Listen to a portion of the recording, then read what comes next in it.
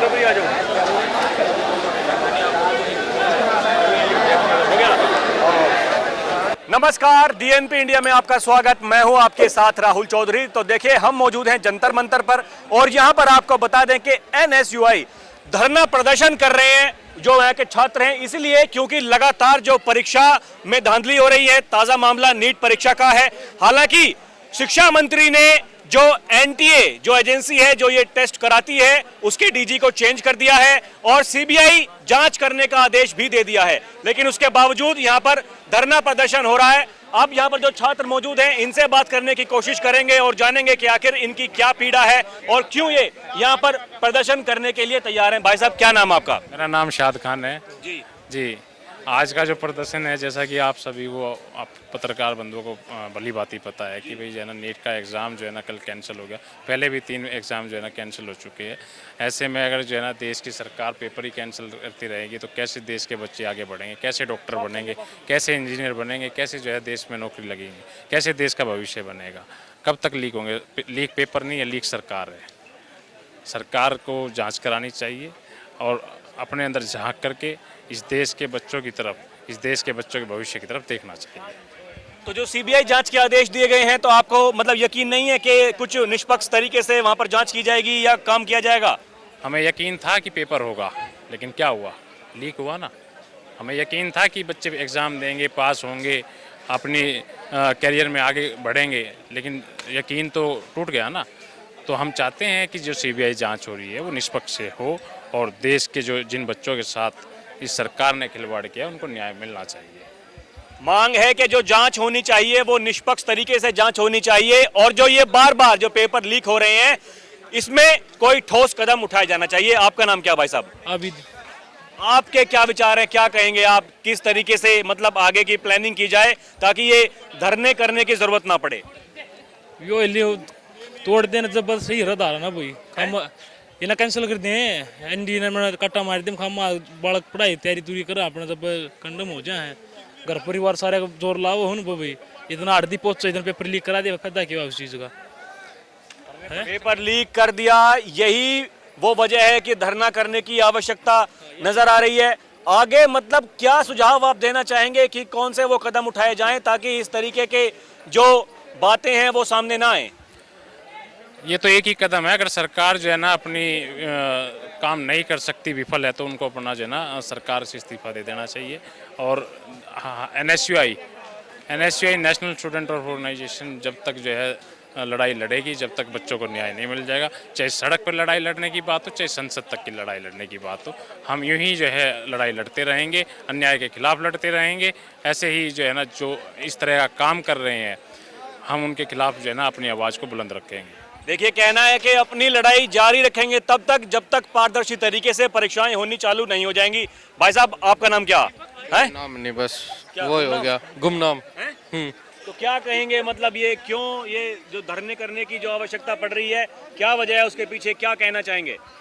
वजह तो वही है, पेपर लीक, एक ही वजह है उसकी। आगे क्या चाहते हैं, मतलब ये क्या कदम उठाया जाना चाहिए? अब खासकर इस नीट परीक्षा की ही मैं बात करूं, अगर इस पर कदम यही उठाना चाहिए, कैंसिल करना चाहिए और इनको इस्तीफा देना चाहिए धर्मेंद्र प्रधान को। पेपर कैंसिल करना चाहिए, शिक्षा मंत्री को इस्तीफा देना चाहिए, ऐसा इनका कहना है। भाई साहब, आप क्या कहेंगे? आपका नाम क्या? कृष्ण सिंह।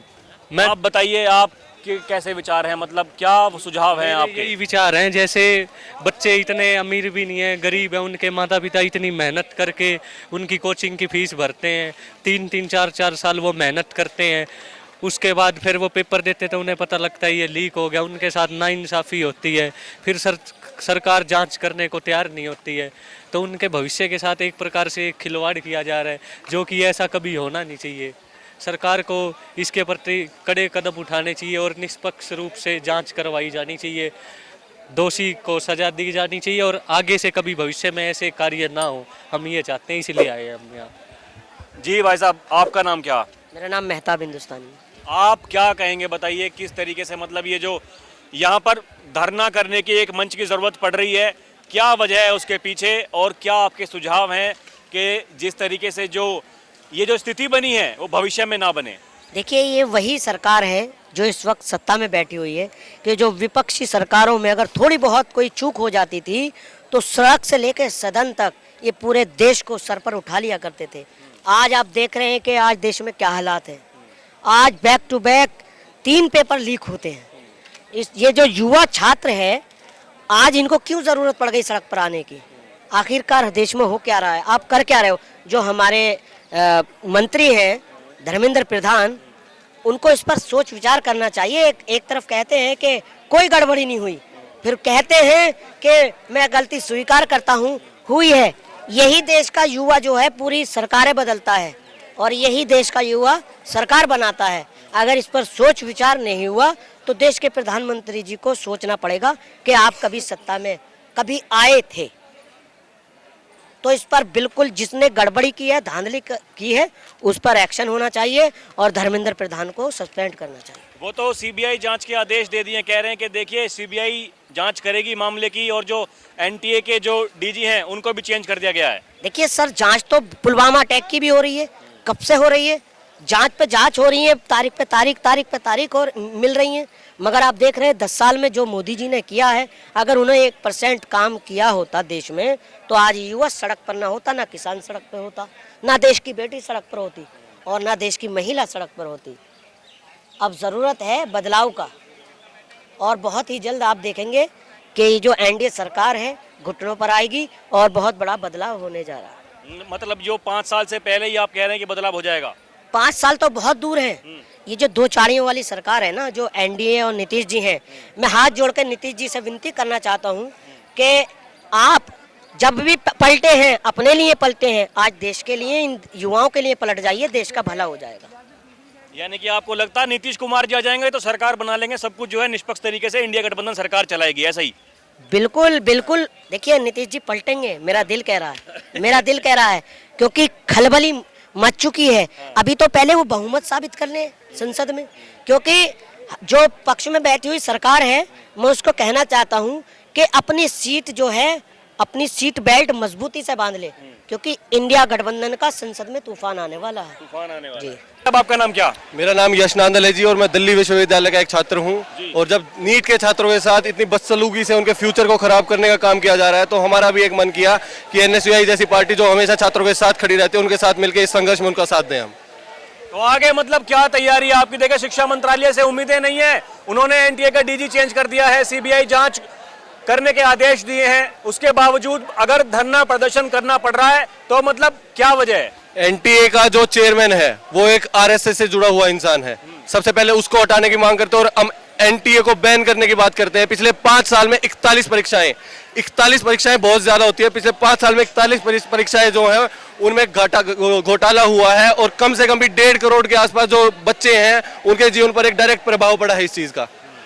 पहले नीट यूजी, फिर नीट पीजी, अब अपने यूनिवर्सिटी के हिसाब से हम देखें तो जेआरएफ, नेट जेआरएफ का पेपर यूजीसी का और सीएसआईआर का वो भी लीक हुआ, वो भी रद्द हुआ।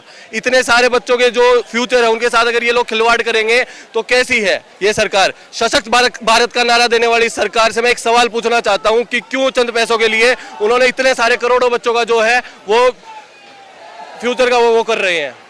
यानी कि फ्यूचर खराब है बच्चों का, ये ऐसा इनका कहना है। भाई साहब आपका नाम क्या है? मेरा नाम प्रयाग है और मैं एक नीट का स्टूडेंट हूँ। I have been preparing for NEET for last 5 years और उसके बाद भी हर साल मेरे पास व्हाट्सएप पे या फिर टेलीग्राम पे पेपर आता है और हर साल जब मैं पेपर देने जाता हूँ मुझे पता लगता है कि ये पेपर तो असली पेपर है ही नहीं। बट इस बार जो पेपर आया था उसके बाद मुझे रिजल्ट भी देखा है मैंने, क्या हुआ सबने देखा और एनटीए ने क्या क्या किया। और इसके बाद भी जो अभी 23 को एग्ज़ाम रीटेस्ट का हुआ था एनटीए का, वो भी सिर्फ उन लोगों के लिए था जो कि ग्रेस मार्क्स के साथ थे।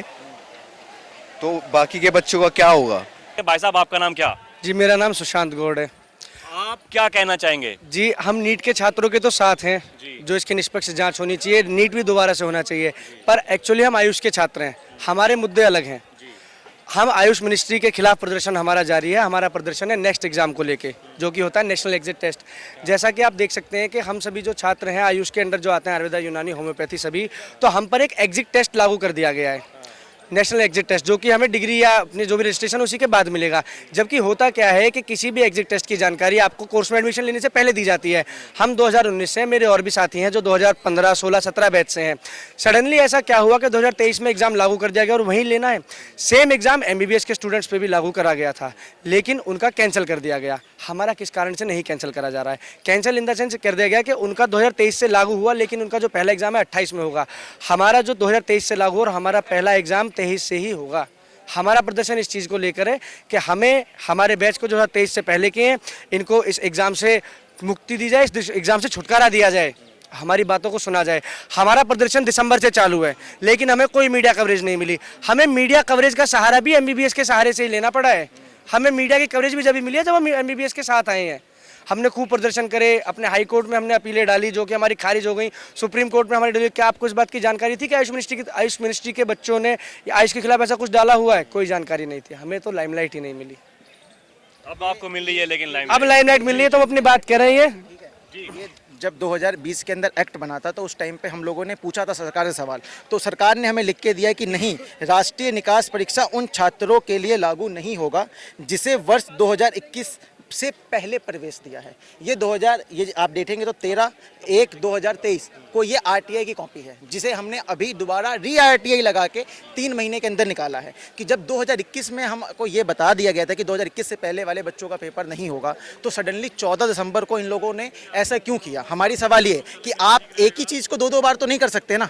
ठीक है, अब किसी भी परीक्षा की तैयारी के लिए वक्त लगता है। हमने पूरे 5.5 साल की पढ़ाई करी है, ठीक है। अब हमने प्रोफेशनल कोर्सेज के अंदर एडमिशन लिया था, तो सरकार हमसे कह रही है कि अगर आप ये एग्ज़ाम नहीं देते हैं तो इसे प्रोफेशनल कोर्स को चेंज करके डिग्री कोर्स में कर लिया जाएगा। लेकिन जो भी मापदंड है, हम लोगों के प्रोफेशनल कोर्स के अंदर 50% मापदंड होता है, साथ में थ्योरी का पेपर भी होता है और वाइवा भी होता है। हम डॉक्टर बन रहे हैं तो हमारे साथ बेड साइड वाइवा भी होता है। तो आपके तय किए गए हुए मापदंड को हमने पूर्ण रूप से किया।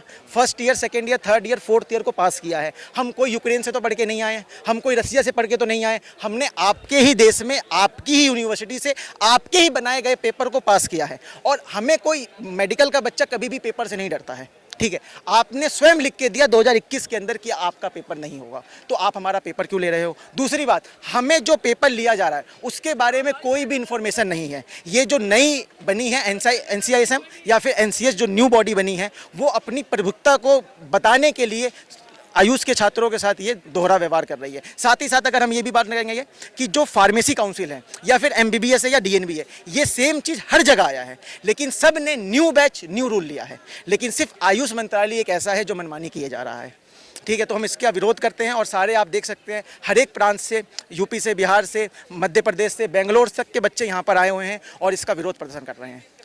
देखिए, आयुष मंत्रालय को लेकर भी यहाँ पर ये कहा जा रहा है कि जिस तरीके से जो मांग है छात्रों की, ऐसा काम नहीं किया जा रहा है। यही वो वजह है। इनकी ये भी शिकायत है कि देखिए, इनको लाइमलाइट में, मुख्य धारा में नहीं लिया जाता है और इनको भी जो नीट परीक्षा को लेकर धरना है, अब उनका सहारा लेना पड़ रहा है, ऐसा इनका कहना है। भाई साहब, आप कुछ कहेंगे?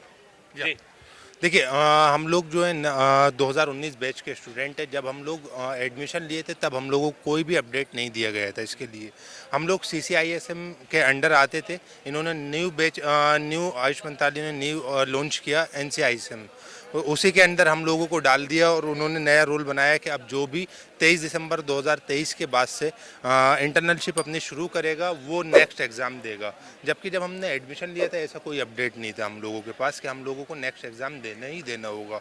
हमारे साथ के कुछ बच्चे हैं जिन लोगों ने आयुष उसमें कोविड में ड्यूटी नहीं की, हम लोगों ने कोविड में ड्यूटी की। कोविड में ड्यूटी करने के बाद हमारे एग्ज़ाम कुछ पोस्टपोन्ड हुए, बाद में हुए। मेरे साथ का ही मेरा ही बैचमेट नेक्स्ट एग्ज़ाम नहीं देगा और मैं नेक्स्ट एग्ज़ाम दूंगा, ये तो कहीं का भी कोई रूल नहीं बनता है। तो हम लोगों का यही कहना है, अगर हम खिलाफ नहीं है एग्ज़ाम के, हम लोगों का सिर्फ इतना कहना है, अगर आपको नेक्स्ट एग्ज़ाम लाना ही है, नया बैच, नया रूल, सिंपल सा ले आइए, कोई दिक्कत वाली बात नहीं है। जब हम लोगों ने इतनी मेहनत 5.5 साल बाद, जब हम लोगों का रजिस्ट्रेशन होने वाला है, फाइनली हम लोग डॉक्टर बनने वाले हैं, हमारे ऊपर एक पत्थर फेंक के मार दिया कि लो भाई अब इस पत्थर से अपने टाके लगवाओ और अब आगे आ जाओ। आप ये हम लोगों के साथ आयुष मंत्रालय ने किया है। अपनी पीड़ा देखिए, ये बता रहे हैं। जी, आप फिर कुछ कहेंगे? सर, एक सवाल करना चाहता हूं मैं भारतीय जनता पार्टी से कि जितने भी भारतीय जनता पार्टी के MP हैं, 5 साल आप मेहनत करते हो, अगर आपकी सदस्यता रद्द कर दी जाए तो आपको कितनी तकलीफ होगी। ये 5 साल ये मेहनत करते हैं, कोई किसान का बच्चा है, कोई मजदूर का बच्चा है, तो इन्हें तकलीफ है, तभी तो ये यहाँ पर हैं। सिंपल सी बात है, नेशनल लेवल का कोई भी एग्ज़ाम हो प्लानिंग से होता है, विदाउट एनी प्लानिंग नहीं हो सकता है। आप ऐसा लगा कि नाइट में आप ख्वाब देखे, मॉर्निंग में आकर के आपने थोप दिया, ऐसा नहीं हो सकता है। इसके लिए ईयर डिसाइड होना चाहिए, बैच डिसाइड होना चाहिए। आप बैच डिक्लेयर करो कि आप 2K 22 23 से ले रहे हो, तो आप सडनली एक दिन पहले जिसका इंटर्नशिप स्टार्ट हो गया है उन्हें नहीं देना है, उसके नेक्स्ट डे जिन्होंने स्टार्ट किया अपना इंटर्नशिप उन्हें देना पड़ेगा। ये नहीं हो सकता ना, ये क्राइटेरिया नहीं हो सकता है। अभी तक ना सिलेबस डिसाइड है, ना ही पैटर्न डिसाइड है कि किस पैटर्न से एग्ज़ाम लिया जाएगा, क्या सिलेबस रहेगा, कुछ नहीं। तो ये हमारी डिमांड है कि इन सब चीज़ों को सुनी जाए और इस पे कहीं ना कहीं इसको संज्ञान में लिया जाए और हमें कहीं ना कहीं इसको सोल्यूशन हम लोगों को मिले, सारे आयुष स्टूडेंट को, जितने सारे आयुष स्टूडेंट हैं। कुछ आए हैं, कुछ नहीं आए हैं, डिफरेंट कॉलेज से, डिफरेंट स्टेट से यहाँ पे स्टूडेंट आए हुए हैं आयुष के, और वो अपना प्रोटेस्ट कर रहे हैं शांतिपूर्वक, और उनकी सुनी जाए। आयुष मंत्रालय से कोई भी बॉडी आए, हमारी बातों को सुने और उस पर संज्ञान में लेकर के हमें प्रॉपर सॉल्यूशन दे। देखिए, कहना है कि कोई भी आयुष मंत्रालय से आए और इनसे बात करे और इनकी जो दर्द है, इनका जो दर्द है, इनकी जो पीड़ा है उसको समझे। भाई साहब, आप क्या कहेंगे?